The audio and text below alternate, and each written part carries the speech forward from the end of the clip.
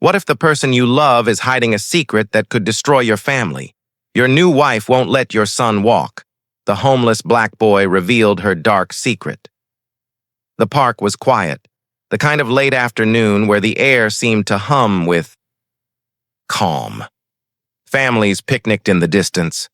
Children's laughter floated over the grass, and the leaves whispered in a gentle breeze. Thomas Whitaker, dressed in a pressed brown suit that clung to his frame like armor, pushed his son Daniel's wheelchair along the paved path. His life had been built on order, on things looking right, on appearances that spoke of success and stability. But none of that mattered when he looked down at his little boy. Daniel, only 7 years old, sat stiff in the chair. His small hands clutched the armrests. His pale face framed by neatly combed blonde hair, his big blue eyes clouded, with something Thomas could never quite name: fear, resignation. He had not taken a single step in nearly a year. Not since Thomas's new wife insisted he was too weak, that any attempt could cause him harm. Doctors ran tests, specialists whispered theories, but none gave Thomas the certainty he craved. And so Thomas obeyed his wife's warnings, convincing himself she must know best. But then came the boy. He stepped out from behind the trees like a shadow brought to life. Dark-skinned, wiry, no older than Daniel. His orange shirt torn and stained, the fabric stiff with dried blood and dirt. His shorts were too big, his shoes mismatched and broken at the soles. Yet his presence was sharp, undeniable, like a match struck in the middle of calm. His eyes, dark, burning, filled with a knowledge that seemed too heavy for a child, locked onto Thomas. "You don't know the truth," the boy said, his voice both fragile and fierce, trembling as though he was fighting to push the words out.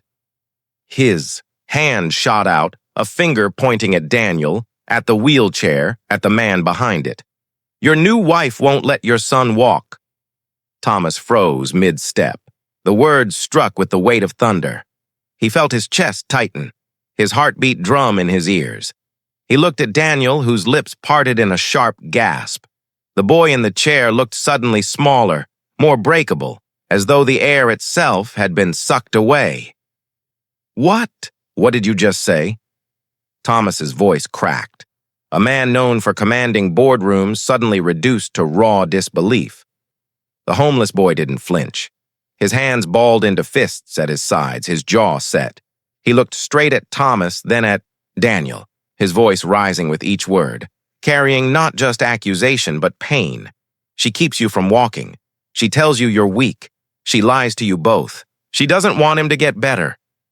Daniel's small fingers gripped the armrest tighter, knuckles white. "Dad," he whispered, his voice trembling, his eyes darting between the boy and his father. "What does he mean?" Thomas felt the ground sway beneath him. He swallowed hard, his throat dry, his thoughts racing.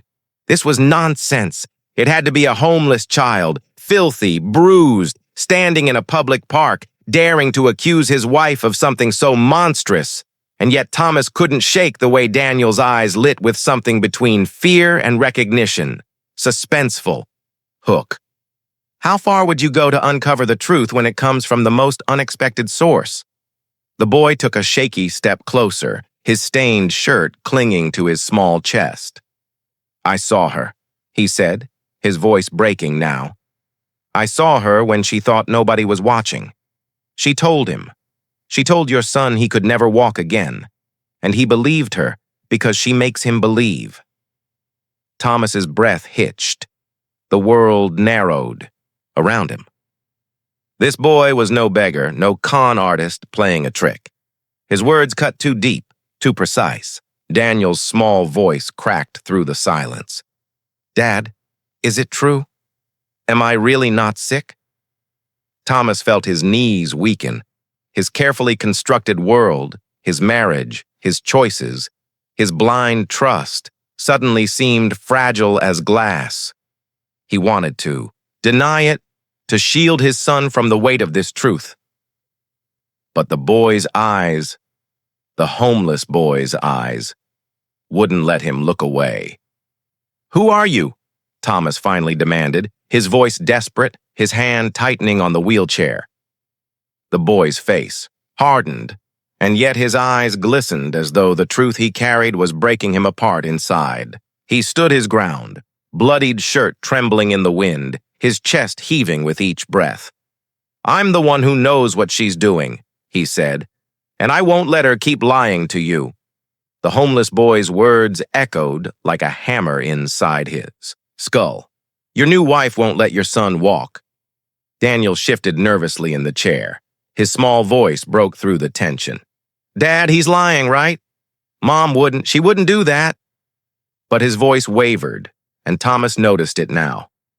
The way his son's blue eyes darted, not with disbelief, but with fear, as though deep inside, Daniel already suspected the truth. The boy clenched his fists, his voice rising again, anger mixing with despair. "She tells him every day he can't do it. She makes him believe his legs are broken when they're not." I saw her push the wheelchair closer to the window so the neighbors would see, so everyone would think he was helpless.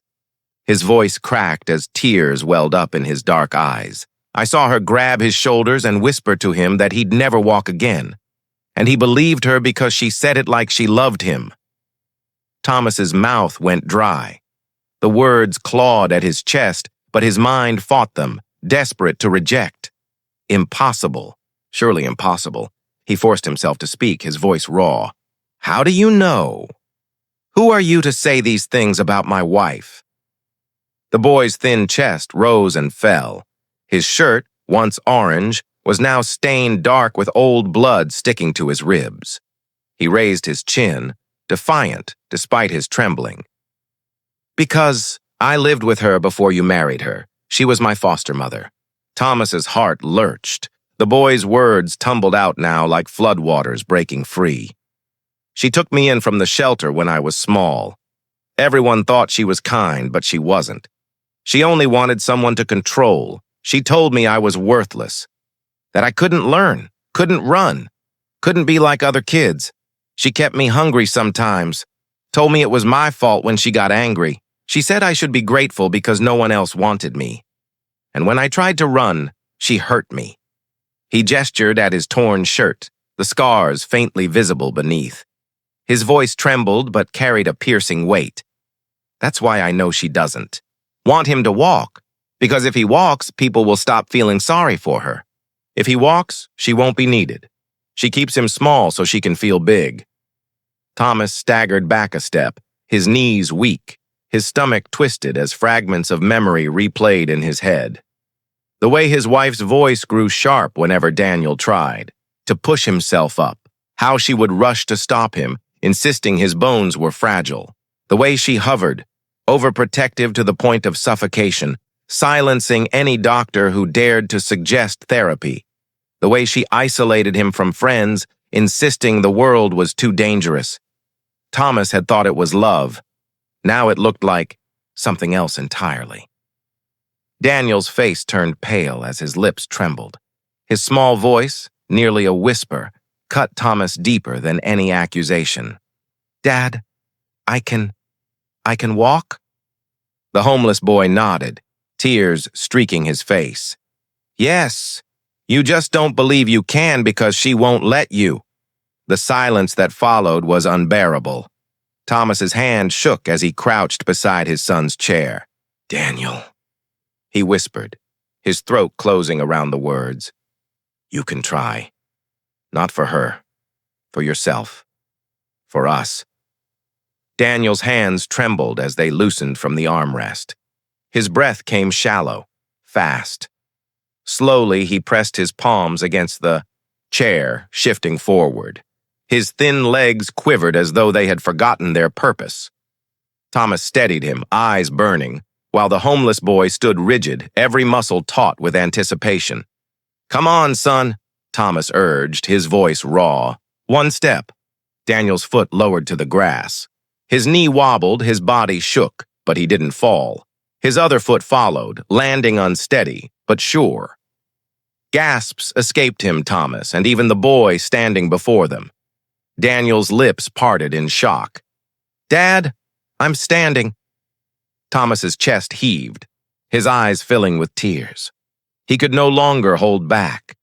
He pulled his son into his arms, laughter and sobs spilling out at once. The boy in rags stood a few feet away, his dirty face streaked with tears of his own, watching silently, like someone witnessing a miracle he had longed for but never believed he'd see. Thomas turned to him, voice thick. "You saved him. You saved us. I don't even know your name." The boy hesitated, then spoke softly. "Marcus." Thomas nodded firmly. "Marcus, you're not going back to the street. Not after this. You're coming home with us." Marcus's lips quivered, his eyes wide, torn between disbelief and a desperate, fragile hope. For the first time in a long time, someone had not only heard him, but believed him. As Daniel clung to his father, standing on his own two legs, Thomas knew everything had changed. His wife's secret was shattered, her power broken. The truth had come from the most unlikely place, a homeless boy with nothing but courage and scars. And Thomas vowed right there beneath the wide-open sky that neither his son nor Marcus would ever be silenced again. If you enjoyed this story, don't forget to give it a thumbs up and hit that subscribe button for more emotional, dramatic, and unexpected tales from Whisper Fable. And let us know in the comments, where in the world are you watching from? We love hearing from all of you. Until next time, stay kind, stay curious, and keep watching Whisper Fable.